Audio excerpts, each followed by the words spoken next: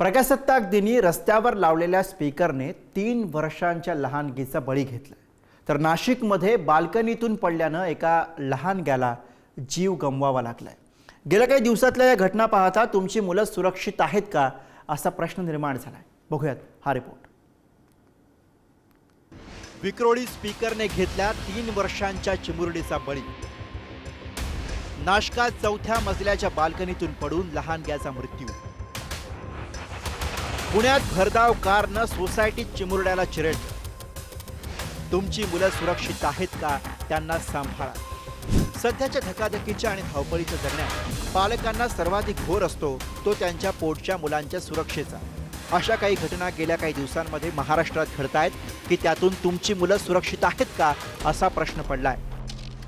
मुंबईच्या विक्रोळी उपनगरामध्ये प्रजासत्ताक दिनानिमित्त लावलेला स्पीकर एका चिमुकलीचा काळ बनून आला। विक्रोळीमधल्या या स्पीकर्सनी 3 वर्षांच्या बाळाचा जीव घेतलाय। विक्रोळीतल्या टागोर नगरमधील एका गल्लीतून जात असताना ही चिमुकली धावली असावी। त्याच वेळी रस्त्याच्या दोन्ही बाजूला असलेले स्पीकर्स तिच्या इवल्याशा जीवावर पडले। उपस्थितांनी तातडीने तिला रुग्णालयात दाखल केलं, पण तोवर तिचा मृत्यू झाला होता।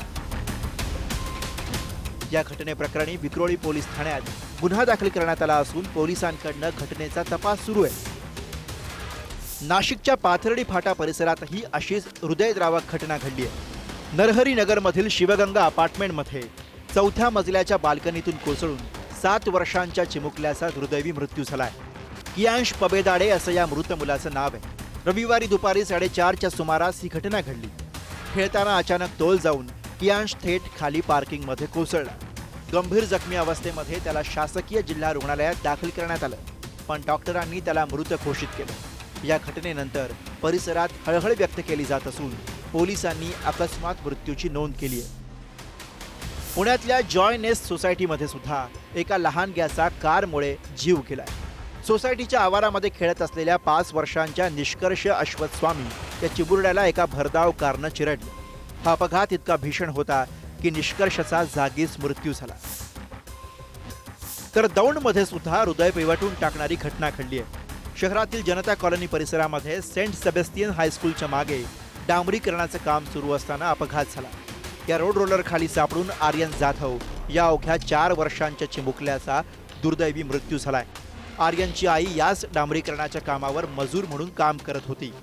काम लवकर उरकण्याच्या नादात रोड रोलर चालकाने अति वेगानं रोलर फिरवला आणि आर्यन हा रोड रोलरच्या खाली सापडला आणि त्याचा जागीच चिरडून मृत्यू झाला। अपघातानंतर संबंधित रोड रोलर चालक घटनास्थळावरनं पसार झाला। धक्कादायक बाब म्हणजे सार्वजनिक बांधकाम विभागाकडून डांबरीकरणाचे काम सुरू असताना रस्ता वाहतुकीसाठी बंद करण्यात आलेला नव्हता। कोणतेही सूचना फलक, कठडे किंवा सुरक्षात्मक उपाययोजना करण्यात आलेल्या नव्हत्या। या सगळ्या घटना पाहता मुलांकडे पालकांनी लक्ष ठेवण्याची गरज आता व्यक्त होते। लहान मुलांना खेळण्यासाठी पुरेशी जागा, मैदानांची कमतरता असल्याने सुद्धा असे प्रकार घडताना दिसतायत। अशा घटना घडू नयेत यासाठी मुलांना नियमांची योग्य शिकवण देण्याची आणि त्यांच्याकडे डोळ्यात तेल घालून लक्ष देण्याची गरज आता व्यक्त होते। ब्युरो रिपोर्ट, पुढारी न्यूज, मुंबई।